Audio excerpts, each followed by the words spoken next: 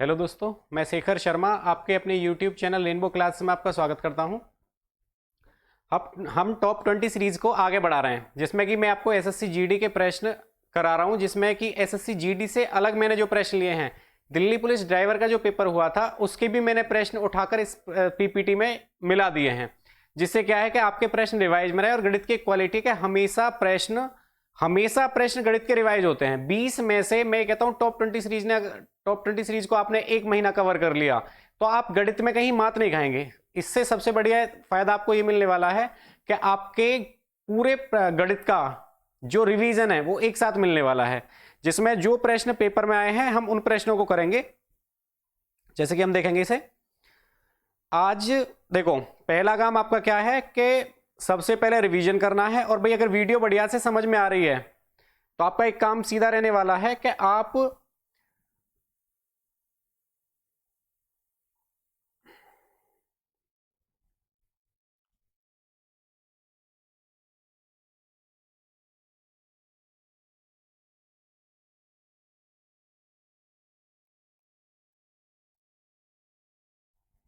जैसा कि आपको पता है कि आप टॉप 20 सीरीज चला रहे हैं, तो इसमें क्या है कि मैं आपको प्रश्न कराने वाला हूं इसके, जिसमें मैं टॉप 20 सीरीज में क्या है कि एसएससी जीडी के प्रश्न टॉप 20 में सारे प्रश्न रिवाइज होंगे, यानी कि पूरा मैथ रिवाइज होगा। अगर आप इसको सपोर्ट करेंगे तो जो एसएससी जीडी के प्रश्न, चाहे वो रीजनिंग के हों, चाहे वो जीके के हों, और चाहे वो हिंदी के हों, तो हम उनको भी रिवीजन में ला रहे होंगे। तो आपका काम है कि यूट्यूब चैनल को ज़्यादा से ज़्यादा लोगों तक शेयर करना, ताकि सभी लोगों का रिवीजन हो पाए, जिसमें हम आपको टॉप 20 सीरीज को फ्री चला रहे हैं। और अगर जो देखो यहाँ मैथ का सॉल्यूशन मिलता है, मैथ के सॉल्यूशन के लिए अगर आपको जो मैंने यहां सॉल्यूशन कराया है उस पीपीटी के लिए, अगर आप उस पीपीटी को डाउनलोड करना चाहते हैं तो आपका वीडियो में मैं डिस्क्रिप्शन में लिंक डाल दूंगा टेलीग्राम के ग्रुप का। आप वहां से टेलीग्राम ग्रुप ज्वाइन करके पीपीटी को डायरेक्ट डाउनलोड कर सकते हैं, ठीक है ना। तो आपके लिए अगला काम यह रहने वाला है कि आप ज्यादा से ज्यादा लोगों को इस वीडियो को शेयर करें। टॉप 20 सीरीज का देखेंगे पहला प्रश्न क्या कह रहा है आपसे। देखो ये कह रहा है, पहला प्रश्न ये कह रहा है 12 सेंटीमीटर ऊंचाई और 6 सेंटीमीटर व्यास वाले। देखो पहला ही प्रश्न आपके लिए एडवांस मैथ से आ गया है। देखो पहला प्रश्न आपका काम है, पहले आपको ये पता होनी चैप्टर कौन सा है। देखो प्रश्न पढ़ने के बाद आपको पता चली कि 12 सेंटीमीटर ऊंचाई और 6 सेंटीमीटर व्यास वाले एक ठोस धातु के बेलन को पिघलाकर, अगर प्रश्न बेलन का है तो आप एक बात समझ गए कि प्रश्न है 3D का, यानी कि प्रश्न है आयतन का। प्रश्न किस चैप्टर का है तो आयतन का। देखो मैं साइड में आपको लिख के भी बताऊंगा कि किस चैप्टर का प्रश्न है, तो मैं यहां लिखे दे रहा हूं आयतन। और आप इस बात को जैसे ही प्रश्न देखें तो आप चैप्टर का नाम लिखते रहेंगे अपने लिए। चैप्टर कौन सा है? आयतन। और अगर चैप्टर आयतन है तो आयतन का सॉल्यूशन करते हैं एक बार।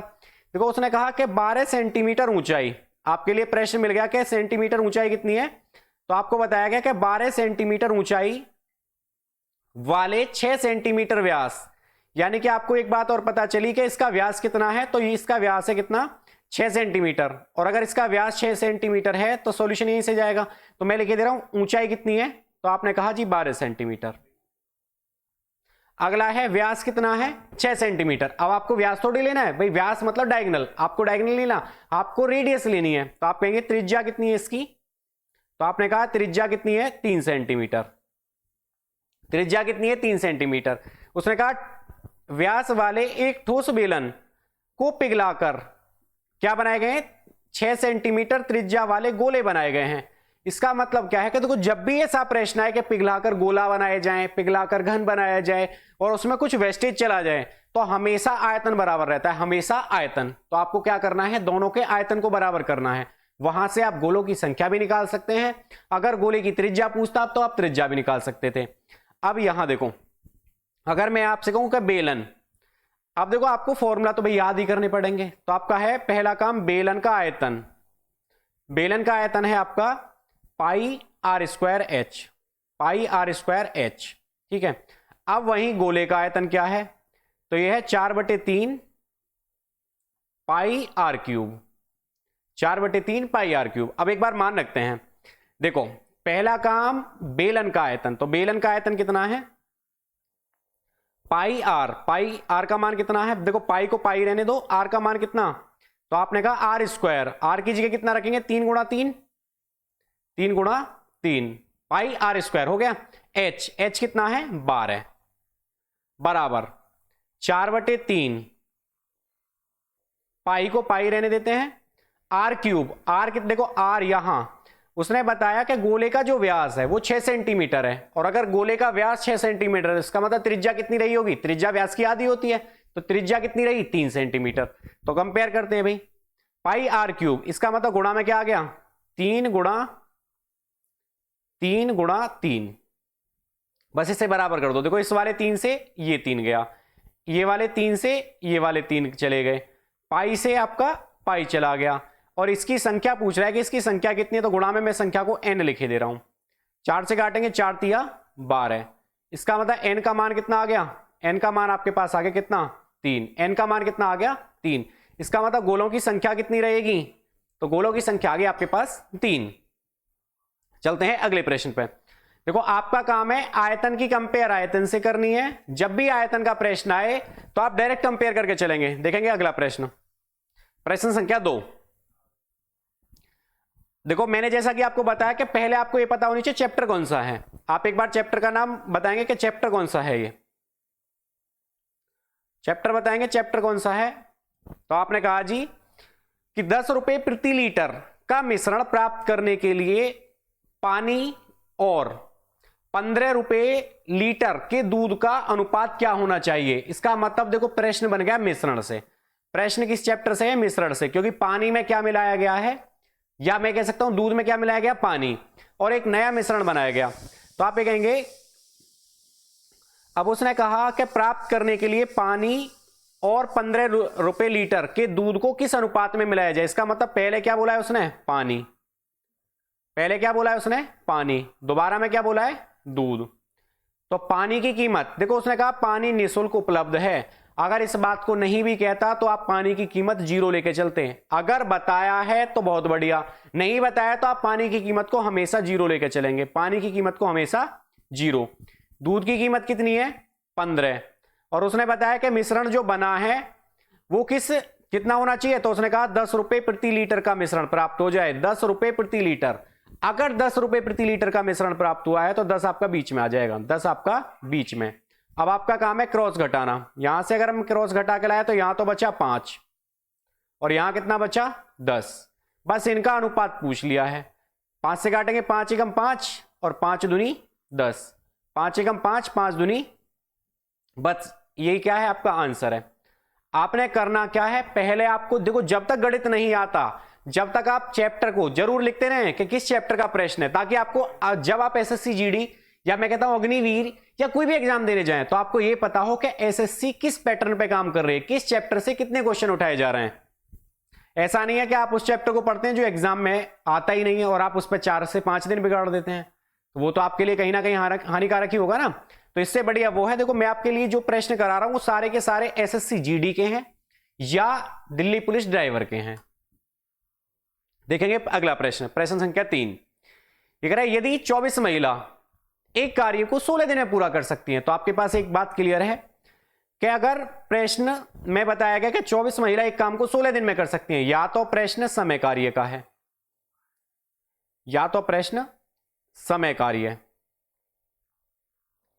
या प्रश्न मिश्र समानुपात, या प्रश्न मिश्र समानुपात। ठीक है, लेके आते हैं। देखो उसने कहा 24 महिला एक कार्य को 16 दिन में कर सकते हैं, तो 32 महिला उस कार्य को कितने दिन में पूरा करेंगी। अब 24 महिला काम कितने दिन 16 दिन, अब 32 महिला काम कितने दिन वो आपसे पूछ लिया कि D2 का मान क्या होगा। 16 दूनी 32, 2 से काटेंगे 12 दूनी 24, तो दिन का मान कितना आ गया, दिन का मान आ गया 12। कितना आ गया मान दिन का 12, वही आपसे पूछ रहा है। देखो इसकी सीधी सीधा तरीका है कि ऑप्शन इसका डी आ गया, जितने भी व्यक्ति जितने दिन तक काम करें उसकी आपको गुणा करनी है। क्यों गुणा करते हैं, ये मान के चलते हैं कि एक महिला एक दिन में एक काम करेगी तो 24 महिला एक दिन में 24 काम करेंगी। अगर 16 दिन तक लगातार चलती हैं तो क्या उन्होंने 24 गुणा 16 काम किया होगा, क्या उन्होंने 24 गुणा 16 काम किया होगा? और अगर उन्होंने 24 गुणा 16 काम किया है तो बस इसकी कंपेयर 32 गुणा डी जो आपसे पूछा गया है। कभी कभार प्रश्न ऐसे आ जाते हैं जहां ये आपको दिन दे देता है और व्यक्तियों की संख्या पूछ लेता है, तो वहां भी ऐसे ही करना है। व्यक्तियों की गुणा हमेशा संख्या में करेंगे या दिनों में करेंगे और कंपेयर कर लाएंगे, एक ही लाइन में प्रश्न का उत्तर आ जाएगा। चलते हैं अगले प्रश्न पे। देखो अगला क्या कह रहा है आपसे। कह रहा है टीना को 8200 रुपए में एक ग्राइंडर पर 15% की छूट मिलती है। देखो प्रश्न में बोला गया है टीना को 8200 रुपए के ग्राइंडर पर 15% की छूट मिलती है। तो आपका काम है पहले ये बताना है मन में ही कि प्रश्न किस चैप्टर का है। तो प्रश्न को आपको पता चली कि 8200 रुपए अंकित मूल्य की बात आई है, तो प्रश्न किस चैप्टर से बना होगा? प्रश्न बना होगा लाभ हानि से। प्रश्न किस चैप्टर का है? लाभ हानि का। अगर प्रश्न लाभ हानि का है तो हम लाभ हानि पे काम करते हैं। अब उसने कहा 8200 रुपए का ग्राइंडर है जिसपे 15% की छूट मिलती है। क्योंकि वह नगद भुगतान करती है इसीलिए उसे 3% की अतिरिक्त छूट भी मिलती है।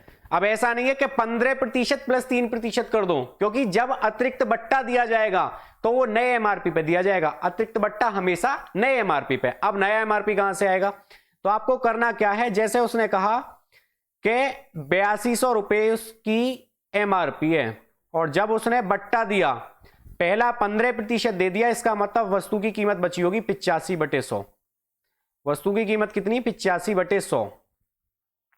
दूसरा बट्टा है 3% का, इसका मतलब कीमत बची कितनी? 97/100। कीमत कितनी? 97/100। इस वाले 100 से तो ये वाली दोनों जीरो गई। अगर मैं काटना चाहता हूं 5 से, ये संख्या 17 बार और 5 से 5 दूनी 10 20 बार। 2 से काट दें 10 बार और 2 से ऐसे काट रहे हैं 41 बार। अब देखो आपके पास एक नई संख्या, नई जो संख्या निकल के आ रही है वो आ रही है 41 गुणा 17 गुणा 97 और भाग में कितना है? 10। इसका मतलब एक बात क्लियर है कि लास्ट में देखो 10 तो कट नहीं रहा ऊपर वाली संख्याओं से, इसका मतलब लास्ट में दशमलव आएगा और लास्ट में दशमलव आएगा तो ये ऑप्शन गया और ये ऑप्शन गया। आपके पास या तो उत्तर ये है या उत्तर ये है। अब देखो यहां लगाते हैं इकाई अंक, जो मैंने आपको बेसिक कक्षाएं कराई थी। बेसिक कक्षाओं में मैंने आपको एक बात बताई थी कि जब भी इस तरीके से आपको प्रश्न मिल जाए, जब भी इस तरीके से आपको प्रश्न मिल जाए और आपको यूनिट डिजिट से प्रश्न का उत्तर लाना हो तो केवल इकाई अंक की गुणा करें। 7 की गुणा 7 7 49, 9 बन गया। 9 की गुणा 1 में 9 एकम 9 बन गया। इसका मतलब लास्ट में 9 आएगा, दशमलव के बाद 9 आ रहा होगा। दशमलव के बाद 9 केवल एक ही ऑप्शन में, कौन से ऑप्शन में? ऑप्शन नंबर सी में। तो इसका आंसर आ गया ऑप्शन सी 6760.90, जो क्या है आपका आंसर है। अगर कोई प्रश्न सही से समझ में ना आए तो वीडियो को फिर से दोबारा देखें, और फिर भी समझ में नहीं आता है तो आप एक बार कमेंट में जरूर लिखें। इसके लिए मैं आपके लिए स्पेशल वीडियो बनाऊंगा उसी प्रश्न को लेकर, 10 से 12 प्रश्न की वीडियो जो केवल आप ही के लिए होगी। चलते हैं अगले प्रश्न पे। और कोई भी चैप्टर अगर समझ में कम आता है, किसी चैप्टर का बार बार प्रश्न गलत हो रहा है, तो इस बात को कमेंट में जरूर लिख दें कि इस चैप्टर के प्रश्न बार बार गलत हो रहे हैं। जिस चैप्टर के प्रश्न ज्यादा गलत होंगे उसकी भी एक स्पेशल वीडियो ले आएंगे। चलते हैं अगले प्रश्न पे। देखो अगला प्रश्न कह रहा है कि एक खिलौने की कार की लागत 1800 रुपए है। इसका मतलब लागत मूल्य है, तो चैप्टर कौन सा बन गया? अभी तक हम यही तो देख रहे हैं कि पहले चैप्टर कौन सा है। अब लागत की बात आई और मूल्य की बात आई, इसका मतलब प्रश्न फिर से लाभ हानि से है। प्रश्न फिर किस चैप्टर से बन गया? लाभ और हानि, यानी कि प्रॉफिट और लॉस से। अगर प्रश्न लाभ हानि से है तो चलो उस पर काम करते हैं। अब उसने कहा लागत है 1800 रुपए, ये कह रहे इसके मूल्य को सेल में घटाकर 1500 रुपए कर दिया जाता है, तो मूल्य में कितने प्रतिशत की कमी आई? आप एक बात बिल्कुल सीधा सीधा समझ रहे हैं कि 1800 वाला अगर उसे सेल में 1500 रुपए में बेचा गया तो कमी कितने की है? तो आपने कहा जी 300 रुपए की कमी है। और आप याद रखना कि कमी हमेशा बड़ी संख्या पे, अगर वृद्धि की बात है तो हमेशा छोटी संख्या, और अगर कमी की बात है तो हमेशा बड़ी संख्या। तो यहां बटे में कितना? 1800 और गुणा में कितना? 100। इन वाली 2 जीरो से तो 2 जीरो गई। 6 से काटेंगे 6 3 18 और 6 से काटेंगे 6 पंजे 30 ऑप्शन आया 50/3 और ऑप्शन में 50/3 लिखा है तो बहुत बढ़िया, नहीं लिखा तो इसका आंसर 16 से ही 2/3 भी बनेगा। ये आपका क्या आंसर, तो इसमें क्या दिया है, ऑप्शन बी दिया है 50/3, जो क्या है आपका आंसर है। अगर कोई भी प्रश्न कम समझ में आता है तो आप कमेंट में इस बात को जरूर लिखें। चलते हैं अगले प्रश्न पे, देखेंगे क्वेश्चन नंबर 6। ये कह रहा है एक मूलधन 2 वर्षों में 15% वार्षिक की दर से चक्रवृद्धि ब्याज पर 26,450 रुपए मिश्रधन देता है। इसका मतलब प्रश्न बन गया कौन से चैप्टर से, चक्रवृद्धि ब्याज से। चैप्टर कौन सा है, चक्रवृद्धि ब्याज। इसका मतलब एक प्रश्न आपके पेपर में चक्रवृद्धि ब्याज का भी आएगा। आते हैं इसमें, दर कितनी है 15% वार्षिक, समय कितना है 2 वर्ष, और आपसे कह रहा है मिश्रधन कितना है 26,450। वो कह रहा है ब्याज का संयोजन वार्षिक रूप से किया जाता है, तो मूलधन क्या है। जब मूलधन की बात आई है तो मूलधन हमेशा 100 लेके चलते हैं, तो ये तो एक ही लाइन का प्रश्न है। जब भी मूलधन निकालना हो मिश्रधन से तो आपको क्या करना है 26,450 गुणा 15% की दर है। और देखो चक्रवृद्धि ब्याज की क्वालिटी है कि हमेशा वृद्धि होती है, 2 वर्ष है तो मैंने 2 बार लिख दिया। 15% की दर है, इसका मतलब 115, और फिर 15% की दर है तो 115। अब देखो 5 से अगर मैं इसे काटने गया तो 5 दूनी 10 0, 5 से काटेंगे 5 दूनी 10, 5 तिया 15, 23 बार। 5 से काटेंगे 5 दूनी 10 0, और 5 से काटेंगे 5 दूनी 10 और 5 तिया 15। इसका मतलब संख्या आपके यहां तक कटने के बाद ये मान दे रही है। अब ये आते हैं अगली लाइन पे। अब मुझे बताओ 23 से कट जाएगा ना, 23 एकम 23, बचा कितना 3, 34 हुआ, 23 एकम 23, और 23 पंजे 115 0। 23 से काट दें, 23 से काटेंगे 23 पंजे 115 0। इसका मतलब आपके पास संख्या बन रही है 50 गुणा 20 गुणा 20, और 20 बीसीएम कितना रहता है 400। इसका मतलब 5 चौका 20, और 20 के आगे कितनी जीरो है 1 2 और 1 3 जीरो, तो उत्तर कितना आ गया। वह राशि कितनी थी, तो वह राशि थी 20,000 रुपए। वह राशि कितनी थी, तो वह राशि थी 20,000 रुपए। अगर प्रश्न बढ़िया से समझ में आ रहा है तो वीडियो को भाई शेयर करते रहें, ताकि ज्यादा से ज्यादा लोगों की प्रैक्टिस हो पाए इस प्रैक्टिस बैच में। चलते हैं अगले प्रश्न पे। देखो पहला काम चैप्टर बताना है कि चैप्टर कौन सा है। ये कह रहे हैं एक दुकानदार ने 2 साड़ियां और 4 कमीज का मूल्य 1600 रुपए तय किया। अब देखो प्रश्न को मैं कह सकता हूं कि 1600 रुपए तय किया और उसी मूल्य में कोई व्यक्ति 1 साड़ी और 6 कमीज भी खरीद सकता है। तो प्रश्न या तो आप लाभ हानि का मान लें या सरलीकरण का मान लें, क्योंकि एक ही मूल्य पर 2 वस्तुएं खरीदी गई हैं, तो यह प्रश्न सरलीकरण में भी जाएगा और लाभ हानि में भी जाएगा। तो आते हैं, देखो उसने कहा कि 2 साड़ी और 4 कमीज का मूल्य 1600 रुपए। तो अगर मैं 2 को 1 साड़ी और 1 कमीज बनाता हूं तो मैं इसे ऐसे लिख सकता हूं, 1 साड़ी को x लिखे दे रहा हूं और कमीज को मैं y। देखो साड़ी के ऊपर ही मैंने x लिख दिया, साड़ी को आप x मान के चले हैं और कमीज को आप मान रहे हैं y। और देखो मैंने 2 का भाग किया इसीलिए मैंने 1 कमीज लिखी है, और सॉरी 1 साड़ी लिखी है, और जब यहां 2 का भाग करेंगे तो यहां कितनी रह जाएंगी 2y।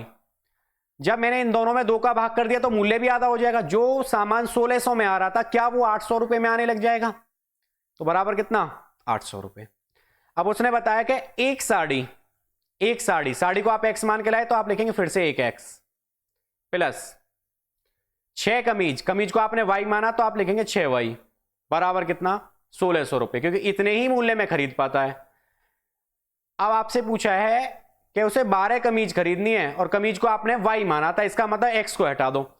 x को हटाने के लिए घटा दिया, कट गया, 6 में से 2 गए, कितने बचे 4y।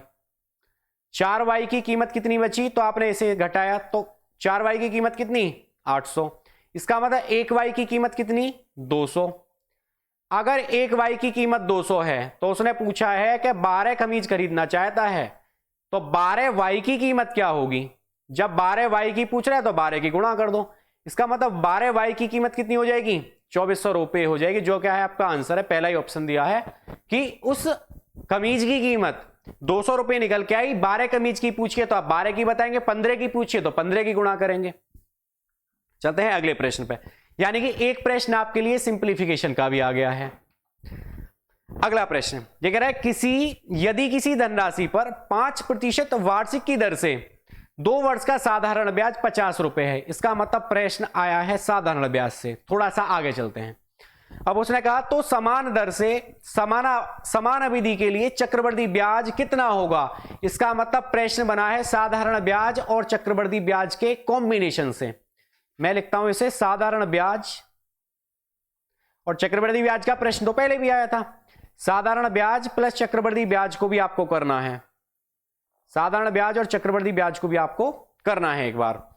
अब एक बार बताओ कि जब उसने कहा कि 2 वर्ष का ब्याज 50 रुपए है। अब आप एक बार बताओ साधारण ब्याज अगर आपने चैप्टर बढ़िया से पढ़ा है 2 वर्ष का ब्याज अगर 50 तो क्या 1 वर्ष का ब्याज 25 होगा।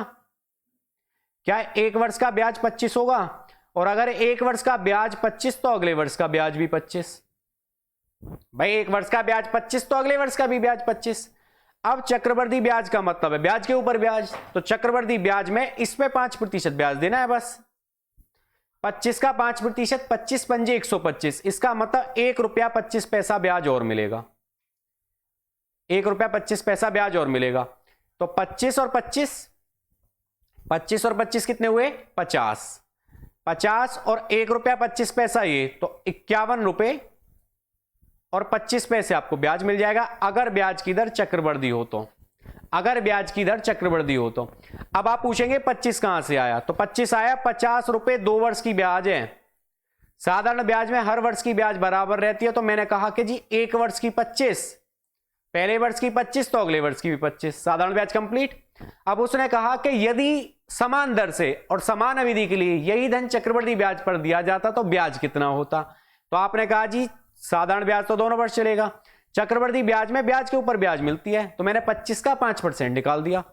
तो अगर हम 25 का 5% निकालने जाते हैं तो आप कहेंगे 25 गुणा 5/100 कितना आएगा 25 पंजे 125, 1 रुपया 25 पैसा आएगा। बस इन्हें जोड़ देना है।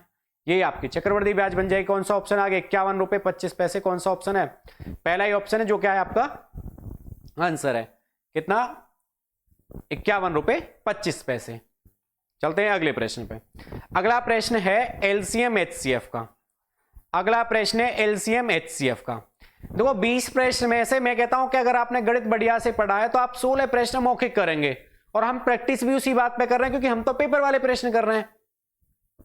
प्रश्न आ गया एलसीएम एचसीएफ से। उसने कहा 3 संख्याएं 120, 240 और 480 इनका एलसीएम क्या होगा।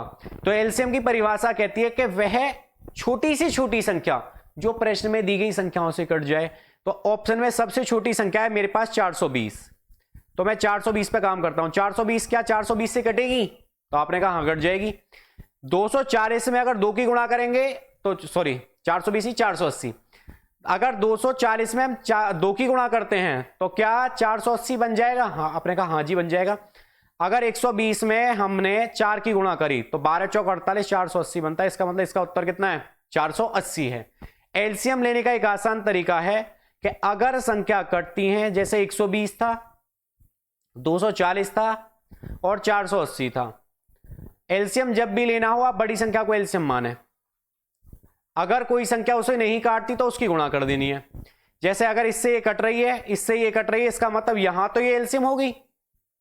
भाई इन दोनों संख्याओं से कटी है, इसका मतलब यहां तो ये एलसीएम का काम कर जाएगी ना।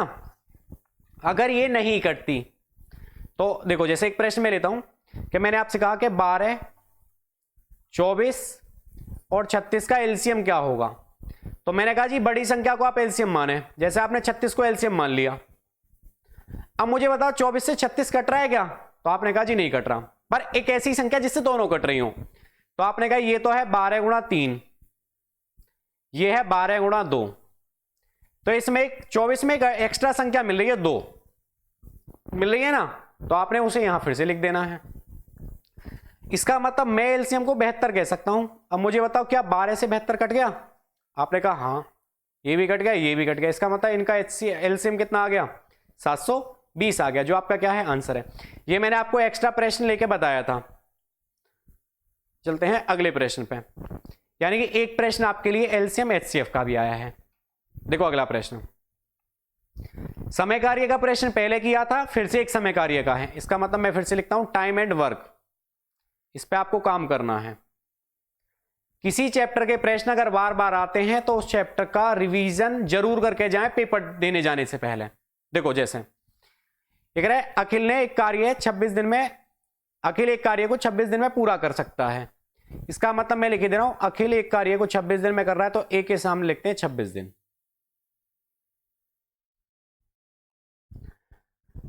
ये कह रहा है साक्षी और अखिल दोनों समान कार्य को 20 दिन में पूरा कर देते हैं। इसका मतलब जब अखिल के साथ साक्षी काम करने आती है तो काम कितने दिन में होता है? तो आपने बताया काम होता है 20 दिन में। काम कितने दिन में? 20 दिन में। तो आपको क्या करना है? दोनों का एलसीएम लेना है। आपको क्या करना है? दोनों का एलसीएम लेना है। दोनों का एलसीएम कितना बनेगा? तो जब भी ऐसी संख्याओं का एलसीएम लेना हो, दो तरीके, या तो आप डायरेक्ट गुणा करके लिख दें, या एक आसान तरीका यह है जैसे 26, तो आप 26 को एलसीएम माने। अगर आप 26 को एलसीएम मान के लाए तो मुझे एक बात बताओ, 26 2 से कटता है और 2 से 20 भी कटता है। और अगर 2 से दोनों संख्या कट रही है तो अगर मैं 2 से 20 को काटने गया तो क्या 10 बार कटेगा? और 10 में 0 है, और अगर 0 है तो क्या मैं यहां 10 की गुणा करके इसे 260 एलसीएम ले सकता हूं? जब आप इस पे प्रैक्टिस करेंगे तो आप एलसीएम मौखिक ले जाएंगे। मुझे बताओ 26 से अगर मैं इसे काटने गया तो 26 गुणा 10 260, इसका मतलब 26 से तो कट गया 10 बार। जब मैं 20 से काटूंगा तो 0 से तो 0 गई, और 2 से काटेंगे कितने बार? 13 बार। इसका मतलब एक बात क्लियर है कि जब अखिल काम करने आता है तो अखिल की क्षमता बन जाती है। देखो ये एफिशिएंसी बनती है मतलब क्षमता, ये एफिशिएंसी बनती है मतलब क्षमता। मुझे बताओ अखिल की क्षमता कितनी? 10, और अखिल और साक्षी की क्षमता कितनी? 13। इसका मतलब साक्षी की क्षमता कितनी है? 3। साक्षी की क्षमता कितनी है? 3। भाई साक्षी की क्षमता 3 आ जाएगी ना, क्योंकि अखिल और साक्षी मिलकर जब 13 कर सकते हैं, अखिल अकेला 10 कर सकता है, तो अखिल और साक्षी की क्षमता 13 है, तो साक्षी की क्षमता 3 होगी। आते हैं आगे। अब उन्होंने कहा कि उन्होंने 7 कार्य करना शुरू किया, लेकिन साक्षी ने 6 दिन बाद काम छोड़ दिया। इसका मतलब दोनों ने 6 दिन तक काम किया है। मुझे बताओ 13 की क्षमता से अगर ये दोनों मिलकर 6 दिन तक काम करेंगे तो क्या ये 78 काम कर देंगे? भाई 13 की गुणा 6 में कर दी, कितना काम कर गए? तो आपने कहा ये 78 काम कर देंगे। और अगर ये 78 काम कर गए तो मुझे बताओ 260 में से अगर 78 काम हो गया है तो काम कितना बचा है?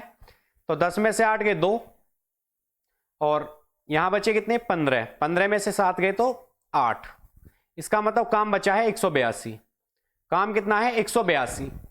अब उन्होंने कहा काम छोड़ देती है, तो दिनों की संख्या ज्ञात कीजिए जिसमें अखिल ने से इस काम को पूरा किया। अगर अखिल करने आता है तो अखिल की क्षमता कितनी है? 10। अखिल की क्षमता कितनी है? 10। तो 182/10 उत्तर होगा। नहीं है तो संख्या काटी होंगी। काटते हैं 2 से, 2 नाम 18, और 2 से काटेंगे 2 एकम 2 बटे कितना? 2 पंजे 10। 91/5। 91/5 कौन सा ऑप्शन दिया है? ऑप्शन आपका बी आ गया, जो आपका क्या है? आंसर है। देखो जब भी ऐसा प्रश्न आए आपको क्या करनी है? डायरेक्ट कंपेयर कर लेनी, एक ही बार में आपका आंसर आ जाएगा। 91/5 अगर भाग करता है तो आप इसे ऐसे लिख सकते हैं 18 सही। भाई 18 पंजे 90, एक बचेगा, 18 सही 1/5, ये भी ऑप्शन आ सकता है। तो डिपेंड करेगा कि ऑप्शन दिया क्या है। चलते हैं अगले प्रश्न पे। 11वां प्रश्न देखेंगे। 11वां प्रश्न करेंगे खुद से। देखो प्रश्न है कि एक कुत्ता खरगोश की प्रत्येक 6 छलांग के लिए 5 छलांग लगाता है। इसका मतलब क्या है कि मैं कह सकता हूं कि कुत्ता 5 छलांग लगाता है, उतने ही समय में खरगोश 6 छलांग लगा देता है। तो मैं लिख के चलता हूं कुत्ता अनुपात खरगोश।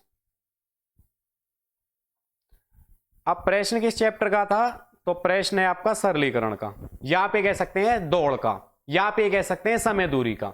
ठीक है ना? वैसे कायदे में ऐसे प्रश्न आते हैं सरलीकरण में। उसने कहा जितने समय में कुत्ता 5 छलांग लगाता है, 5 छलांग में वो खरगोश की 6 छलांग को कवर कर देता है। 5 छलांग में खरगोश की 6 छलांग को कवर कर देता है। अब एक बार इस बात को देखते हैं प्रश्न में पूछा गया है। देखो प्रश्न में पूछा गया कुत्ता और खरगोश की चाल का अनुपात, और अगर कुत्ता और खरगोश की चाल का अनुपात पूछा है तो एक बात क्लियर है कि कुत्ता और खरगोश की चाल का अनुपात जब भी पूछा जाए तो ऐसे प्रश्न में जो लास्ट में पूछा उसे पहले लिखना। देखो मैंने पहले कुत्ता को लिखा फिर खरगोश को लिखा, क्योंकि लास्ट में पूछा ये है। अगर मैं इसे बदल देता हूं तो ऑप्शन में दोनों मिलने वाले हैं। अब उसने अगली लाइन में बताया कि कुत्ते की 4 छलांग खरगोश की 5 छलांग के बराबर हैं। जब कुत्ते की 4 छलांग खरगोश की 5 छलांग के बराबर है तो ये आपस में बदल जाते हैं, क्योंकि चली गई दूरी एक दूसरे के विपरीत होती है। तो 5 यहां आ जाएगा और 4 यहां आ जाएगा। इसका मतलब कितना, 25:24 आ जाएगा, जो क्या है आपका आंसर है। यानी कि जितने समय में कुत्ता 25 छलांग जाएगा उतने ही समय में खरगोश 24 छलांग जाएगा, यानी कि कुत्ता खरगोश को पकड़ लेगा। ऑप्शन कौन सा आ गया, डी आ गया, जो क्या है आपका आंसर है। डी आ गया, जो क्या है आपका आंसर है। प्रश्न किस चैप्टर से था, तो आप ये कह सकते हैं सरलीकरण से। प्रश्न किस चैप्टर से था, सरलीकरण से। अगला प्रश्न ये कह रहा है 4 कुर्सी की कीमत 2 मेज की कीमत के बराबर है। 4 मेज की कीमत 2 कीबोर्ड की कीमत के बराबर है, और 4 कीबोर्ड की कीमत या 4 बोर्ड की कीमत 2 पंखे की कीमत के बराबर है। अब आपको देखो लास्ट में पंखे की कीमत 850 रुपए है, आपसे पूछा कुर्सी की कीमत क्या है। प्रश्न में कुछ नहीं है, प्रश्न को देखो एक बार पढ़ के खुद से करने की कोशिश करेंगे, वीडियो को रोकें और खुद से करने की कोशिश करें, तो आप इसमें देखेंगे कि आपको लिखने में ही इसमें जो टाइम लगा है, प्रश्न को लिखने में ही आपको 1 मिनट लग जाएगी, और 1 मिनट तो आती नहीं है आपके लिए। प्रश्न आते हैं 60 मिनट में 100, 90 मिनट में 100 या 60 मिनट में 80, इस तरीके से प्रश्न आते हैं ना। तो इसीलिए कीमत जो है वो समय की, आप कितने कम समय में प्रश्न को कर पा रहे हैं। देखो उसने कहा 4 कुर्सी की कीमत 2 मेज के बराबर है, तो इसे एक लाइन में लिख दो, 4 कुर्सी बराबर कितना, तो आपने कहा 2 मेज। 4 कुर्सी बराबर 2 मेज। आगे कह रहा है कि 4 मेज 2 बोर्ड। जब 4 मेज ही बनानी है तो यहां 2 की गुणा और यहां 2 की गुणा बराबर 4 मेज हो गई। 4 मेज बराबर क्या है, तो उसने कहा 2 बोर्ड, तो मैं लिख के चल रहा हूं 2 बोर्ड। अब आगे कहता है 2 बोर्ड की कीमत के बराबर है। उसने कहा 4 बोर्ड की कीमत, जब 4 बोर्ड ही बनाने हैं तो 2 की गुणा यहां कर दें। जब 2 की गुणा यहां होगी तो इन दोनों जगह भी अब 2 की गुणा होगी, तो मैं यहां लिख के चलता हूं, यहां भी गुणा 2 और यहां भी गुणा 2। 4 बोर्ड हो गए। उसने कहा 4 बोर्ड की कीमत 2 पंखों की कीमत के बराबर है, तो बराबर 2 पंखा बराबर 2 पंखा बराबर 2 पंखा। अब आपसे प्रश्न कह क्या रहा है, देखो उसने कहा प्रश्न में कह रहा है यदि एक पंखे की कीमत 850 है, मुझे बताओ कि पंखे की कीमत देके कुर्सी पूछ रहा है, तो मैं बाकी से तो मुझे कोई मतलब ही नहीं है ना, खत्म करो इन्हें। तो मुझे बताओ कि यहां से कितनी कुर्सी है, तो आपने कहा 4 चौक 16 कुर्सी बराबर कितने हैं, तो आपने कहा 2 पंखा। अगर 16 कुर्सी बराबर 2 पंखा, तो एक पंखा बराबर 8 कुर्सी, तो एक पंखा बराबर कितनी, 8 कुर्सी। यानी कि अगर एक पंखा की कीमत 850 रुपए है, तो इसका मतलब 8 कुर्सियों की कीमत भी 850 ही रही होगी।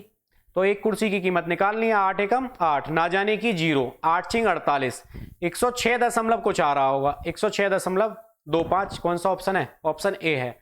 यहां समझाने में थोड़ा सा टाइम लगा है, प्रश्न को जब खुद से करेंगे तो ये प्रश्न लगभग ये मानो कि 10 से 12 सेकंड में हो जाएगा, क्योंकि मैं अगर यहां काटना चाहता हूं तो संख्या यही कट रही है, यही अनुपात बन जाएगा। प्रश्न है सरलीकरण का, प्रश्न है सरलीकरण का। सरलीकरण के 2 प्रश्न आपके लिए पेपर में आ चुके हैं अब तक। 12 प्रश्नों में से 2 प्रश्न सरलीकरण के हैं अभी तक आपके लिए।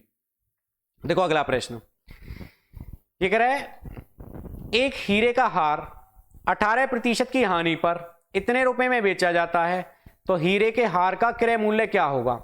यानी कि प्रश्न आपके लिए किस चैप्टर से है, लाभ हानि से। प्रश्न किस चैप्टर से, लाभ हानि से। तो आप देखते हैं प्रश्न लाभ हानि से।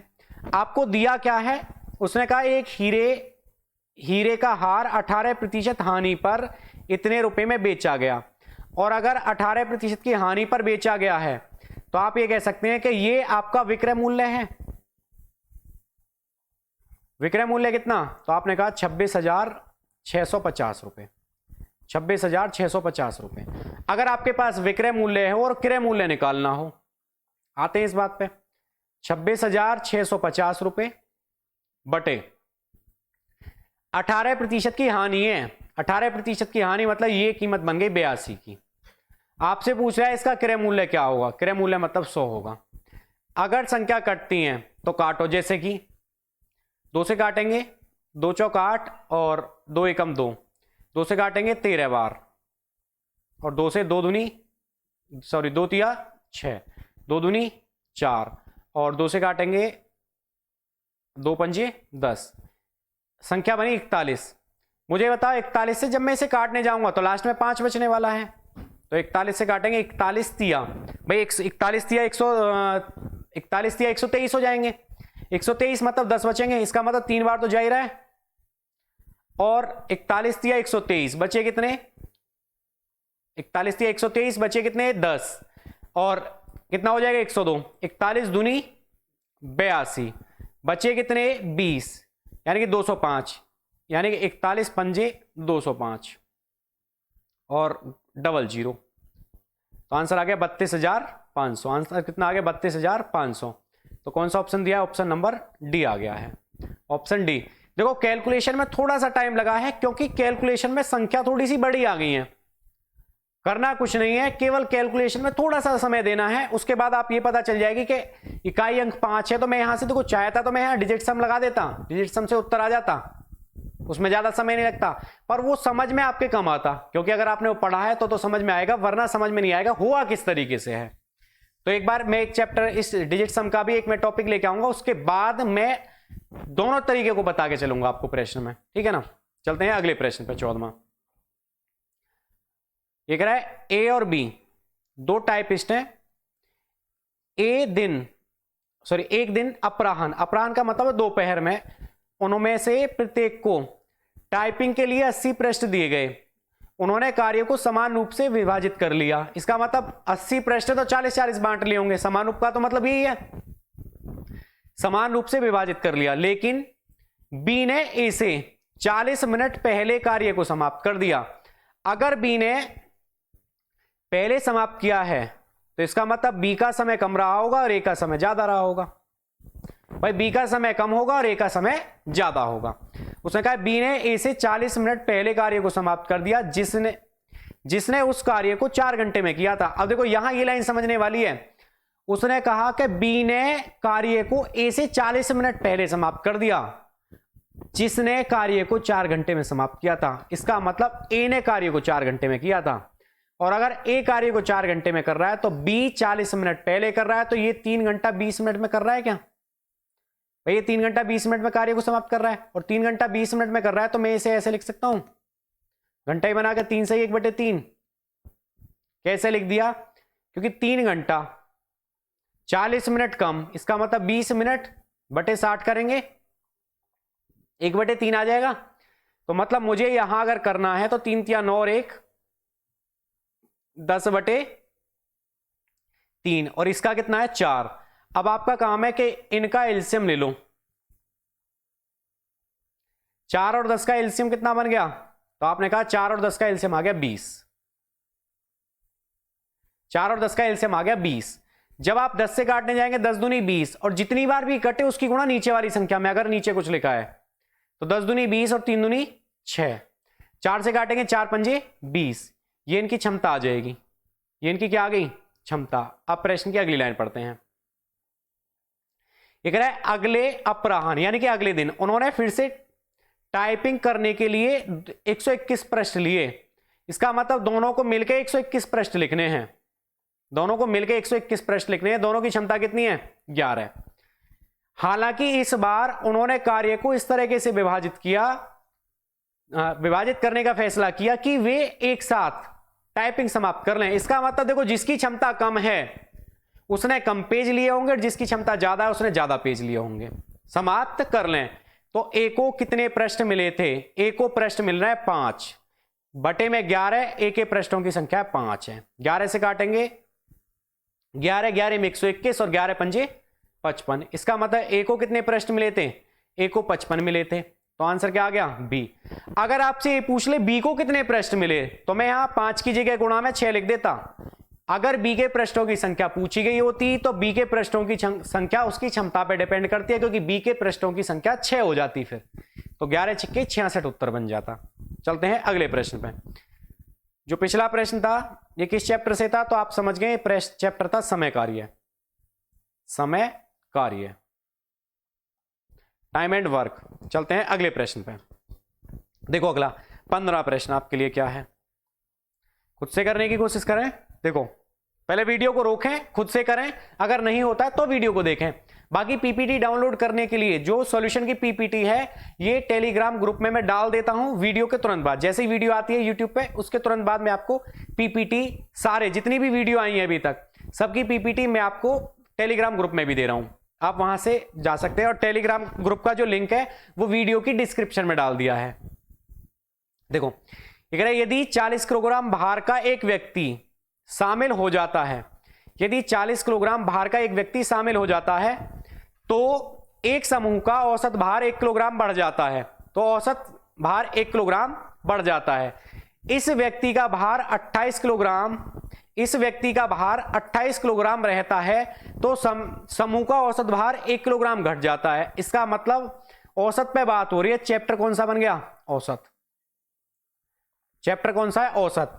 पर ये प्रश्न, इस टाइप का प्रश्न मैंने पहली बार ही देखा है, तो ये आप थोड़ा सा इसे इंपोर्टेंट करें क्योंकि किताब में इस तरीके का प्रश्न नहीं है। मुझे एक बार बताओ कि जब 40 भार वाला एक व्यक्ति आया तो औसत में परिवर्तन 1 का, और जब यही व्यक्ति 28 किलोग्राम वाला आया तो औसत में परिवर्तन 1 का, पर जब यहां 40 वाला आता है तो +1 हो जाता है, और जब यहां 28 वाला आता है तो -1 हो जाता है। भाई 28 वाला आने पे -1 है। मुझे एक बार बताओ दोनों में अंतर 2 का है क्या, दोनों में अंतर 2 का है। अगर जब भी ऐसा प्रश्न आए और अंतर समान हो जाए तो आपको क्या करना है, दोनों को जोड़ना है और आधा कर देना है। दोनों को जोड़ो और आधा कर दो, वो ये बात बता देगा वो रियल में होगा कितना। तो 40 और 28 कितने, 68, और 68/2, इसका मतलब कितना रहा होगा, 34 का, यानी कि औसत जो रहा होगा 34 होगा, जो आपका क्या है, आंसर है। अब मुझे बताओ 34 से 40 जाने पर, भाई 34 से 40 जा रहे हैं, कितने का परिवर्तन, तो आपने कहा जी 6 का। और अगर 34 से 28 आ रहे हैं तो भी परिवर्तन कितने का, 6 का। भाई समान परिवर्तन है ना, और समान परिवर्तन है, इसका मतलब जो समूह होगा, समूह का जो औसत रहा होगा वो कितना रहा होगा, 34 रहा होगा। 34 कौन सा ऑप्शन दिया, ऑप्शन नंबर ए, जो आपका क्या है, आंसर है। चैप्टर कौन सा था, औसत। आप हर बार ये जरूर लिखें कि किस चैप्टर का प्रश्न है प्रैक्टिस करते समय। अगला देखो, ये कह रहा है प्रश्न संख्या 16, ये कह रहा है मार्च में एक दुकानदार ने एक जींस की खरीद पर 20% की छूट और एक कोट की खरीद पर 12% की छूट की योजना शुरू की। साथ ही वह भुगतान करने के लिए केवल एसबीआई, उसने एक लाइन जोड़ी है, केवल एसबीआई कार्ड का उपयोग करने पर 5% की छूट दे रहा है। यानी कि अगर आप एसबीआई का कार्ड लेके आते हैं तो आपको 5% का अतिरिक्त बट्टा भी दिया जाएगा, इस बट्टे से अलग। अब उसने कहा कि आनंद ने 1200 रुपए अंकित मूल्य की एक जींस, तो लिखे दे रहे हैं कि जींस की कीमत कितनी है, जींस का एमआरपी कितना है, 1200 रुपए, प्लस 4500 रुपए अंकित मूल्य का एक कोट, तो लिखे देना कोट कितने का है, 4500 रुपए का। 4500 रुपए अंकित मूल्य वाला एक कोट खरीदा यदि वह एचडीएफसी बैंक के कार्ड के माध्यम से पेमेंट करता है। अब एक बार बताओ, बात तो एसबीआई की थी, अब आप एचडीएफसी दें या आईसीआईसीआई दें, उससे कोई फर्क थोड़ी है। जब उसने स्पेशल बैंक कर दिया कि केवल एसबीआई के कार्ड पर है ये डिस्काउंट, तो इसका मतलब आपको सिंपल डिस्काउंट मिलने वाला है, जिसमें जींस पर था कितना, 20% का बट्टा, कोट पर कितना था, तो 12% का बट्टा। तो एक बार लेके आते हैं, कीमत कितनी बनेगी, तो आपने कहा 1200, जब 20% का बट्टा चला गया तो कीमत रहेगी 80/100 प्लस 4500, जब 12% बट्टा चला गया तो कीमत रहेगी 88/100।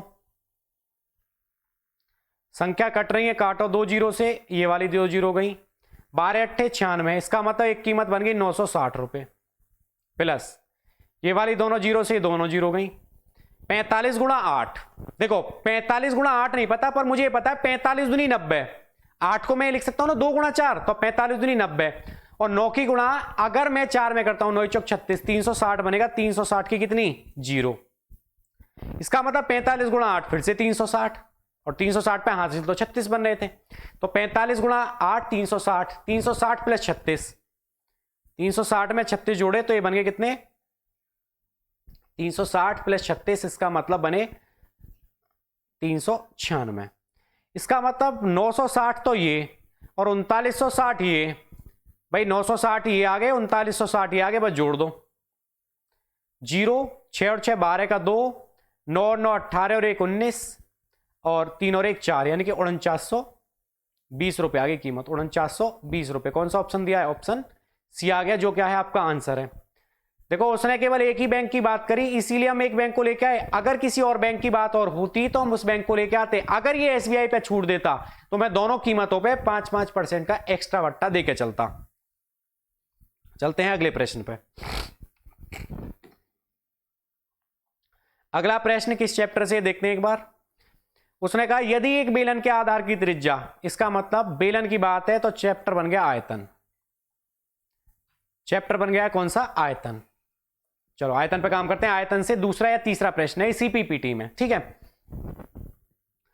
ये कह रहे यदि एक बेलन के आधार की त्रिज्या और ऊंचाई 17 सेंटीमीटर और 49 सेंटीमीटर है, इसका मतलब आधार की त्रिज्या यानी कि आर का जो मान है वो 17 सेंटीमीटर है और एच का जो मान है वो कितना है 49 सेंटीमीटर है।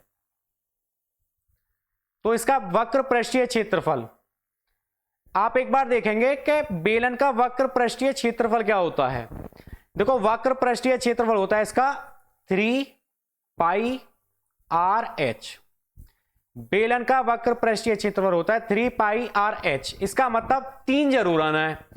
अगर 3 आना है तो मैं इसे प्रश्न को दो तरीके से कर सकता हूं। सॉरी, ये गोले का रहता है तो इसका फॉर्मूला रहता है 2 पाई आर एच। बेलन का वक्र पृष्ठ, इसका संपूर्ण पृष्ठ 3 पाई आर एच होता है, वक्र पृष्ठ है तो 2 पाई आर एच होगा। इसका मतलब क्या है कि ऑप्शन में 2 गुणा इसका मान कितना 22/7, आर का मान कितना 17 और एच का मान कितना 49। इसका मतलब ये 7 से 7 बार चला गया तो मैं कह सकता हूं 22 दूनी 44 और 17 सत्ते 119, 17 सत्ते 119। मुझे बताओगे कि अगर मैं 4 की गुणा 9 में करता हूं, 9 चौक 36, इसका मतलब लास्ट में 6 आना है, यानी कि 5236 आंसर है या 5256, तो गैप भी ज्यादा नहीं है। तो इसी बात पे आते हैं। मुझे एक बात बताओ, इस 44 में 11 आ रहा है क्या? 11 से कटने का नियम लगाते हैं। देखो यहां लिखा 6 और 2 8, 5 और 3 8, 5 और 5 10 और 6 और 2 8, तो डी ऑप्शन तो गलत हो गया। ऑप्शन क्या आ गया? सी, क्योंकि 11 से केवल एक ही ऑप्शन कट रहा है, वो कौन सा है? ऑप्शन नंबर सी है, जो क्या है आपका आंसर है। तो याद रखना बेलन का वक्र पृष्ठ का क्षेत्रफल रहता है 2 पाई आर एच, 2 पाई आर एच। देखेंगे अगला प्रश्न क्या कह रहा है आपके लिए। अगला प्रश्न है, ये कह रहा है एक पुलिसकर्मी को 380 मीटर की दूरी से एक चोर दिखाई देता है और चोर भागने लगता है। इसका मतलब इन दोनों के बीच का जो गैप है, यानी कि ये दोनों जो हैं 380 मीटर के अंतर पे खड़े हैं। यहां आपको सिपाही है और इसे अपने से आगे एक चोर दिखाई दिया, यानी कि यहां चोर है। अब क्या है कि पुलिसकर्मी उसका पीछा करना शुरू कर देता है। अब देखो दोनों एक ही दिशा में भागेंगे तो चोर को पकड़ पाएगा, और अगर विपरीत भागने लगे माइनस चोर इधर और सिपाही इधर, तो कभी पकड़ पाएगा? नहीं पकड़ पाएगा ना। तो उसने कहा कि पुलिसकर्मी चोर का पीछा करना शुरू करता है। चोर और पुलिसकर्मी की चाल का अनुपात, यानी कि देखो चोर भागता है 25 मीटर पर सेकंड और सिपाही भागता है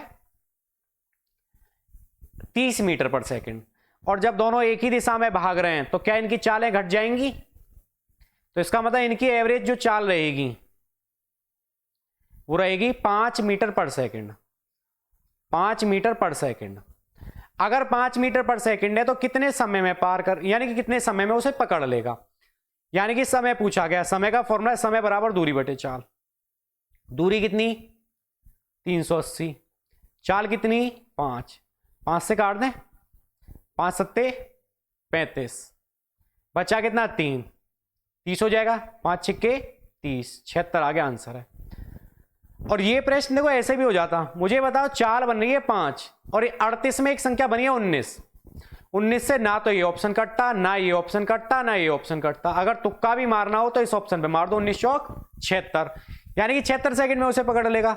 अगर ऑप्शन में 76 सेकंड ना दिया हो तो आप इसे ऐसे भी लिख सकते हैं 1 मिनट 16 सेकंड, 1 मिनट 16 सेकंड भी ऑप्शन आ सकता है। तो पेपर पे डिपेंड करता है कि पेपर में दिया क्या है। चलते हैं अगले प्रश्न पे। चैप्टर के ये चैप्टर कौन सा था, तो आप ये कहेंगे समय दूरी।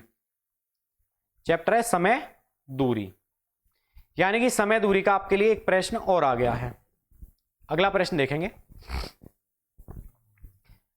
देखो अगला प्रश्न फिर से समय दूरी का है, क्योंकि उसने कहा कि एक गतिमान वस्तु द्वारा तय की गई दूरी d समय t के अनुक्रमानुपाती है। अगर इस बात को नहीं भी बताते तो आपको एक बात पता है कि चाल, समय और दूरी एक दूसरे के अनुक्रमानुपाती होती है, क्योंकि जैसे आप स्पीड बढ़ाते हैं तो आपका समय कम हो जाता है। तो उसने कहा कि जब एक ट्रेन 3 घंटे में 120 मील जाती है, तो मुझे बताओ 3 घंटे में अगर 120 मील जा रही है तो 1 घंटे में कितना जाएगी, तो आपने कहा 3 का भाग कर दो, 1 घंटे में जाएगी 40 मील। अगर 1 घंटे में 40 मील तो कह रहा है वह 8 घंटे में कितने मील की यात्रा करेगी, तो 8 घंटे की बात है तो 8 की गुणा कर दो, 8 चौक 32, 320 मील जाएगी। यही आपका आंसर है 320। ये तो बहुत आसान प्रश्न पूछा था पेपर में। इसे देखने के बाद आपको ऐसा लग रहा होगा इतने आसान भी प्रश्न पेपर में आते, पर जिसके लिए आया होगा उसके लिए तो ये बोनस होगा। मैंने आपको बताया कि अगर 20 प्रश्न एग्जाम में आ रहे हैं, किसी भी एग्जाम में अगर 20 प्रश्न आते तो उसमें से 15 प्रश्न आसान होते हैं, केवल 5 प्रश्न मॉडरेट या हार्ड लेवल के होते हैं। 15 प्रश्न आसान होते हैं 20 में से। अगर 25 प्रश्न आ रहे हैं तो लगभग 19 प्रश्न आसान होंगे। चैप्टर कौन सा था ये, समय दूरी। चलते हैं अगले प्रश्न पर, 20वां प्रश्न, इस वीडियो का लास्ट प्रश्न। अगर आप वीडियो को पूरा देखते हैं तो भाई वीडियो को शेयर जरूर करें, और इसकी पीपीटी डाउनलोड करने के लिए आप टेलीग्राम ग्रुप को जरूर ज्वाइन कर लें। देखो उसने कहा है कि 4 क्रमागत विषम संख्याओं का औसत, यानी कि चैप्टर बन गया औसत। किस चैप्टर से प्रश्न है, तो आपने कहा जी चैप्टर है औसत। 4 क्रमागत विषम संख्या है ए बी सी डी का औसत 14 है। इसका मतलब 14 होगी बीच वाली संख्या। अगर ए बी सी डी 4 क्रमागत संख्या है तो ये 14 यहां बीच में आई होगी, और अगर 14 बीच में यहां आई है इसका मतलब सी का मान तो 15, डी का मान 17, बी का मान 13 और ए का मान 11, ए का मान 11। ये चारों संख्या आ गई आपके पास। जब भी क्रमागत में औसत दिया हो तो औसत हमेशा बीच वाली संख्या होती है। अब ये कह रहा है कि ए और डी का गुणनफल कितना है। ए का मान तो 11 है और डी का मान 17 है। ए का मान 11 और डी का मान 17 है, केवल एक ही ऑप्शन में आ रहा है 7। भाई कैलकुलेशन करने की तो जरूरत ही नहीं है जब आप डायरेक्ट कर पा रहे हैं।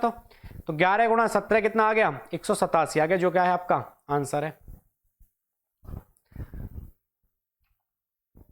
अगर भाई वीडियो बढ़िया से समझ में आ रही है तो आप वीडियो को शेयर जरूर करते रहें, ताकि अगर आप सपोर्ट करेंगे तो टॉप 20 सीरीज आपकी चलती रहेगी। टॉप 20 को सपोर्ट करें, और वीडियो की क्वालिटी में अगर कोई कमी नजर आ रही है तो उसे भी आप कमेंट में जरूर लिखें। बाकी इसी मेहनत के साथ अगली वीडियो में मिलेंगे। जय हिंद, जय भारत।